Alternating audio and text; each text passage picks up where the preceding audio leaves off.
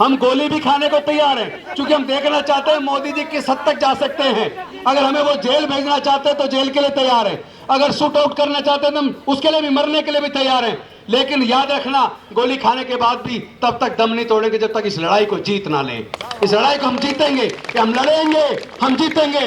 EVM हटाओ, EVM हटाओ, EVM हटाओ। स्वतंत्र, निष्पक्ष, पारदर्शी चुनाव न केवल करके दिखाए, बल्कि वो दिखना चाहिए आंखों के सामने, सब लोगों के सामने कि हाँ, स्वतंत्र, निष्पक्ष, पारदर्शी हो रहा है। सर, आपने जो है पहले चरण के आंदोलन की शुरुआत कर दिया है, ऐलान कर दिया है, और आपने डेट भी बताई है, लेकिन सर 1 महीने के अंदर आचार संहिता भी लगने वाली है, 1 से 1.5 महीने के देखेंगे आचार संहिता, ऐसी आचार संहिता सब जो है, जब जनता खड़ी होती है ना, सब धरी की धरी रह जाते हैं। इनसे घबराओ मत, हम भी वकील हैं, हम भी जानते हैं कौन क्या क्या होता है, कैसे होती है। लेकिन क्या आज के धरने से ऐसा लग रहा है कि इतनी जनता साथ में है कि इतना बड़ा आंदोलन बन पाएगा? आप बताओ, आप देखो कितने ही देश प्रदेशों से लोग आए हैं, और कितने ही लोग यूं नहीं आए, क्योंकि दिल्ली में आने वाली कई ट्रेनें कोहरे की वजह से सरकार ने बंद कर दी। सरकार तो कोहरे की बात की, मैं तो कह रहा हूँ इस ईवीएम के आंदोलन की वजह से बंद कर दी, नहीं तो बहुत साथी होते।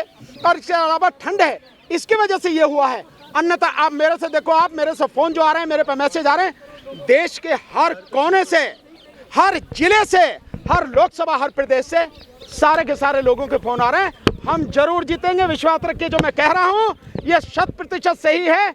और इस देश से ईवीएम हटेगी और बैलेट पेपर से चुनाव 2024 का होगा। Thank you. इस लड़ाई को निश्चित तौर पर जीतेंगे, ईवीएम को अदालत में हटाएंगे, क्योंकि ईवीएम देश के लिए खतरा बन गई है। वो सरकार जो नफरत के आधार पर देश को बांट रही है, जाति के आधार पर देश को बांट रही है, पूरे देश के संविधान को खत्म कर रही है, उसी मनुस्मृति का शासन लाना चाहती है, जिस मनुस्मृति के द्वारा हमारे लोगों के पढ़ने लिखने, व्यापार और संपत्ति के रास्ते बंद थे। लेकिन मुझे दुख इस बात का है, इन सरकारों ने शिक्षा को महंगा करके वो शिक्षा का अधिकार जो बड़ी कुर्बानी से बाबा साहब ने दिया था, वो शिक्षा का अधिकार लगभग हमसे छीन लिया है। और साथ ही साथ बड़े मुश्किल से नौकरियों में आकर हमारे लोग धीरे धीरे आगे बढ़े थे, लेकिन सरकारी नौकरियों को सबको प्राइवेटाइज करके, सारा बेचकर, ठेकेदारी पर फैलाकर, सारे सरकारी संस्थान बेचकर इन्होंने नौकरियों के रास्ते भी बंद कर दिए। और जो बची खुची थोड़ी बहुत नौकरी निकलती है, उसमें भी अगर आप देखो जो वैकेंसी निकलती है, 75% वैकेंसी केवल स्वर्ण जाति के लोगों के लिए और 25% में SC ST OBC के लोग। आप कभी देखिए जितनी वैकेंसीज का डाटा निकल रहा है, उसके अंदर वैकेंसी का जो पूरा चार्ट देखिए तो पता लगेगा 75% वैकेंसी उनकी क्यों है, उसमें केवल 25% देश के 85% लोग क्यों हैं। और वैसे 85 भी गलत हो गया, अब तो 88 हो गया। आंकड़े जो जारी हुए जाति के बिहार के अंदर, वो आंकड़े बताते हैं केवल 12% लोग स्वर्ण जाति के हैं। बल्कि जो छत्तीसगढ़ का आंकड़ा हमने देखा, मध्य प्रदेश का देखा, झारखंड का देखा, वहां तो स्वर्ण जाति के लोग केवल 6% है। लेकिन देश के सारे संसाधनों पर, 90% संसाधनों पर इन 10% लोगों का कब्जा है। देश के 90% व्यापार पर इन 10% लोगों का कब्जा है। देश के सारे प्राकृतिक संसाधनों पर इन 10% लोगों का कब्जा है। तो इस लड़ाई को एक आजादी का आंदोलन के रूप में आप सबको लड़ना पड़ेगा और इसके लिए कुर्बानी देनी पड़ेगी। सबसे पहले इसके संचालक यानी कि भाई कपिल जी, भानु जी, एडवोकेट प्राचा जी और मैं, हम अपनी हर प्रकार की कुर्बानी देने के लिए तैयार हैं, जेल भी जाने के लिए तैयार हैं। ऐसे मरेंगे नहीं, हम लड़ेंगे, हम जीतेंगे। बस मैं एक नारा लगा के अपनी बात को खत्म करूंगा। ईवीएम हटाओ, देश बचाओ। अब बोलेंगे बैलेट वापस लाओ। ईवीएम हटाओ, बैलेट वापस लाओ। ईवीएम हटाओ, बैलेट वापस लाओ। ईवीएम हटाओ, बैलेट वापस लाओ। अब बोलेंगे संविधान बचाओ। ईवीएम हटाओ, संविधान बचाओ। ईवीएम हटाओ, संविधान बचाओ। ईवीएम हटाओ, संविधान बचाओ। अब आप कुछ देर में देखेंगे, जैसे कुछ दिन पहले आपने सोशल मीडिया पे देखा होगा कि वोट कहीं दी जा रही है और उसके अंदर पिक्चर में भी दिख रही है कि सही जगह गई है, लेकिन जब वो डब्बा खोला जाता है तो पर्ची किसी और की निकलती है। तो फिर भरोसा कैसे करें इस ईवीएम पर? और जो सरकार ईवीएम से चुनी जाएगी तो वो सरकार पे भी हम कैसे भरोसा करें? इसीलिए ये सरकार तानाशाह हो गई है, इसीलिए सरकार जनता की कदर नहीं कर रही है, उत्पीड़न कर रही है और पूरे देश के लिए खतरा बन गया है। इसलिए देश को बचाने का आंदोलन निश्चित तौर पर हम जीतेंगे। इन्हीं शब्दों के साथ मैं अपनी वाणी को विराम देता हूं। बहुत जल्द आपके सामने ये मशीन का पूरा दिखाया जाएगा। और आपको याद होगा लगभग 3 साल पहले, जिसमें एक हाईकोर्ट के रिटायर्ड जज भी थे, हमारे बंगले पर, सरकारी बंगले पर मशीन से दिखाया गया था किस तरह मशीन से चीटिंग हो सकती है। और अब तो अनेकों लोगों ने करके दिखा दिया है, तो फिर ऐसी ईवीएम पर भरोसा क्यों करें? साथ ही साथ नेशनल कोऑर्डिनेशन टीम एक टेंटेटिव घोषित होगी और 1 महीने के अंदर अंदर पूरे देश से लोगों को लेकर, हर राज्य से प्रतिनिधित्व लेकर फिर परमानेंट बॉडी डिक्लेयर होगी और 1 महीने के अंदर हम इसको राष्ट्रव्यापी आंदोलन, इतना बड़ा आंदोलन करेंगे, इतना बड़ा आंदोलन आज तक कभी भारत में, आजाद भारत में हुआ नहीं होगा। ये निश्चित तौर पर हमारी जीत होगी और आप सबकी जीत होगी, देश की जनता की जीत होगी, लोकतंत्र की जीत होगी, संविधान की जीत होगी। बहुत बहुत धन्यवाद। नमो बुद्धाय। जय भीम, जय भारत। वोट हमारा, राज तुम्हारा। वोट हमारा, राज तुम्हारा। वोट हमारा, राज तुम्हारा। वोट हमारा, राज तुम्हारा। जो ईवीएम कमेटी बनेगी, ये नेशनल लेवल पे कमेटी अभी ये टेम्परेरी है, ये केवल टेम्परेरी है 6 लोगों की। इस कमेटी में हर राज्य से व्यक्ति लिया जाएगा। कोई भी राज्य, कोई भी केंद्र शासित प्रदेश ऐसा नहीं होगा जिसका रिप्रेजेंटेशन इस कमेटी में हो नहीं, जो राष्ट्रीय कमेटी बनेगी। और हर समाज के व्यक्ति का, हर जो इस तरह के जितने भी तबके हैं, सभी का रिप्रेजेंटेशन इसमें हो, पूरी ईमानदारी से इसकी भी कोशिश की जाएगी साथियों। और इसके साथ साथ जो राज्यों की कमेटियां बनेंगी, उन राज्यों की कमेटी की भी कम से कम 2 राज्यों की कमेटी, जिनके एक साथी की घोषणा आज हम अभी करेंगे, और इसके बाद में जो बाकी राज्य हैं उनकी जो कमेटी बनेगी, आज के बाद साथियों से हम नाम वगैरह लेके जो भी करना चाहेगा, साथ देना चाहेगा, जो लड़ने मरने गोली खाने के लिए तैयार है, जेल जाने के लिए तैयार है, उनके सबके नाम लेके हम बहुत जल्दी उनको भी अनाउंस करेंगे। और इसके साथ जो लोकसभा, देश में 543 लोकसभा हैं, हर लोकसभा पर जो लोकसभा का मुख्यालय है वहां पर भी कमेटी बनेगी। तो जो साथी लोकसभा पर उस कमेटी में शामिल होना चाहे, काम करना चाहे पूरे लोकसभा में, पूरे देश में जो भी हैं वो हमें नाम दें। और इसके अलावा इस देश में 710 से ज्यादा जो जिले हैं, उन जिलों पर भी कमेटी बनेगी। तो जो जिलों पर काम करना चाहते हैं उन साथियों से भी निवेदन है कि वो भी अपना नाम हमें दें। और इन सबको नाम देने के लिए मैं एक नंबर अनाउंस कर रहा हूं, व्हाट्सएप नंबर, मेरा ही नंबर है, हमारे साथियों का है, लेकिन क्योंकि मेरा नंबर सब लोग जान रहे हैं, वो नंबर दोबारा से अनाउंस करता हूं। वो नंबर है 7840868666 78 40 86 86 66। ये नंबर है मेरा। जो भी साथी जहां जिम्मेदारी संभालना चाहे, लड़ना चाहे, वो साथी इस नंबर पर व्हाट्सएप के माध्यम से भेजें। मैं यहां से हूं, ये मेरे पर्टिकुलर हैं और मैं इस जिम्मेदारी को इस जगह संभालना चाहता हूं। अब मैं आपको अनाउंस करना चाहता हूं जो वो कमेटी है। मैं एक बार नंबर और बोल रहा हूं, पीछे से आवाज आई है, 7846868666 78 40 86 86 66। ये मैंने 2 बार बोल दिया। अब मैं अनाउंस करने जा रहा हूं जो नेशनल लेवल पर टेम्परेरी कमेटी बनाई गई है 6 लोगों की।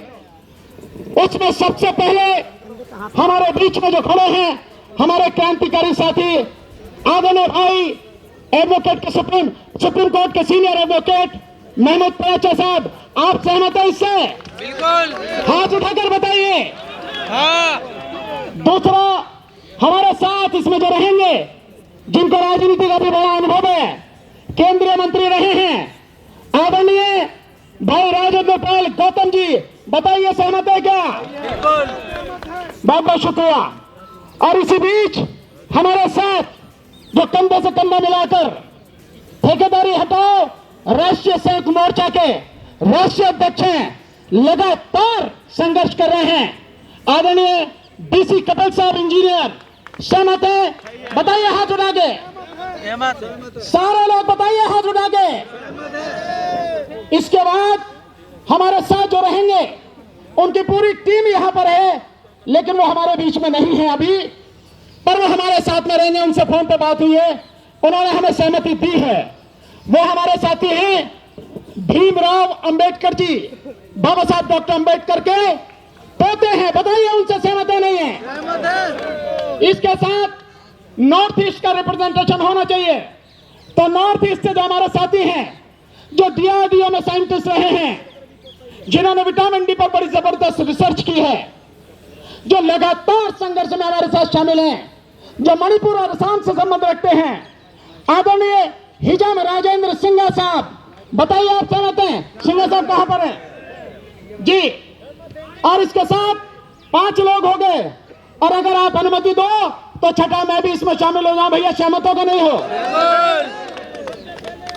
तो साथियों, आप सबकी सहमति से अभी टेम्परेरी ये 6 लोगों की कमेटी है जो काम करेगी लगातार, और बाकी नेशनल लेवल पर हर प्रदेश का, हर केंद्र शासित प्रदेश का रिप्रेजेंटेशन हो, वहां से लोगों को हम खोज के इस कमेटी को प्रॉपर तरीके से बनाएंगे। अब काम क्या होना है, इस बात को आप जरूर ध्यान से सुन लो साथियों। जो काम होना है, ये लड़ाई अब कहां से, आज से शुरू हो चुकी है, और अगला जो इसका अब शुरुआत होगी वो 14 जनवरी जिस दिन जो सूर्य है वो दक्षिणायन से उत्तरायण की तरफ कल मशीन चुनाव दिया था, चलता है, उस दिन। मशीन दिया और आपको ध्यान है, माननीय राहुल गांधी जी भी न्याय यात्रा अपनी 14 तारीख से शुरू कर रहे हैं। हमारी शुभकामनाएं हैं, लेकिन मैं कहना चाहूंगा कि न्याय यात्रा में भैया ईवीएम का मसला जरूर रखो, नहीं तो न्याय यात्रा का पता नहीं क्या फायदा होगा या नहीं होगा। इसलिए 14 जनवरी से आंदोलन शुरू होगा हर जिले में, हर लोकसभा में, और उससे पहले जो भी साथी हैं जहां जिम्मेदारी संभालेंगे लोकसभा और जिलों में, उनकी घोषणा कर दी जाएगी बाकायदा। और अब इसके बाद यह आंदोलन चलेगा 14 जनवरी से 23 जनवरी तक। इस 23 जनवरी में, जो 23 जनवरी क्यों है, हमने 23 तक क्यों रखा है, ये नेताजी सुभाष चंद्र बोस उनका जन्मदिन है, नेताजी सुभाष चंद्र बोस। और आप जानते हैं नेताजी सुभाष चंद्र बोस ने अपनी कुर्बानी इस देश के लिए दी। इतना निर्भीक निडर व्यक्ति इस देश की ही पैदाइश है। 21 जनवरी, 22 जनवरी और 23 जनवरी, इन 3 दिनों में जो लोकसभा क्षेत्र हैं वहां पर और जो जिले हैं वहां पर, इन 3 दिनों में हमारी जो टीम होंगी और साथियों के साथ मिलकर पैदल यात्रा करेंगी 3 दिन। और ये यात्रा हमारी 23 जनवरी को नेताजी सुभाष चंद्र बोस जी के जन्मदिन पर खत्म होगी। और इसके बाद जो प्रोग्राम होगा वो होगा 30 जनवरी, महात्मा गांधी जी का पुण्यतिथि। उस 30 जनवरी को इस देश के जितने भी प्रदेश हैं, उन सभी प्रदेशों में जो इलेक्शन ऑफिसर्स हैं, उन इलेक्शन ऑफिसर्स के यहां हमारे प्रतिनिधि जो हर प्रदेश की राजधानी में हैं, वो सारे प्रतिनिधि मार्च करते हुए जाएंगे और अपना ज्ञापन इलेक्शन कमीशन को देंगे, अपना रिप्रेजेंटेशन उनके सामने रखेंगे 30 जनवरी। और दिल्ली में हम सब लोग, हमारे सारे साथी जो दिल्ली में हैं, वो सारे के सारे लोग यहां इलेक्शन कमीशन ऑफ इंडिया पर यहां मार्च करते हुए जाएंगे, और उनको बाकायदा हम अपनी तरफ से, हमारा डेलीगेशन जाएगा, उनको हम अपना ज्ञापन देंगे। और इसके बाद जो लड़ाई होनी है, वो लड़ाई होनी है सुप्रीम कोर्ट पर। तो सुप्रीम कोर्ट के चीफ जस्टिस और सभी अन्य जजेस को 15 फरवरी को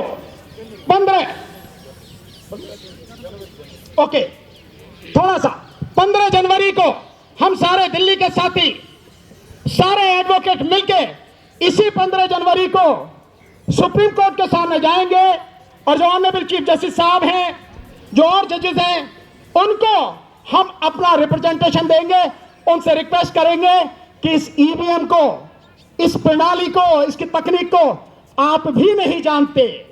इस देश के तमाम सुप्रीम कोर्ट के जजेस, हाई कोर्ट के जजेस, नीचे डिस्ट्रिक्ट कोर्ट के जजेस, तमाम IAS officers, IPS officers, doctors, advocates, professors, PhD वाले, सारे पढ़े लिखे लोग, इंजीनियर्स एक्सेप्ट सॉफ्टवेयर इंजीनियर्स, सामाजिक कार्यकर्ता, कोई नहीं जानता इसकी तकनीक कैसे काम करती है।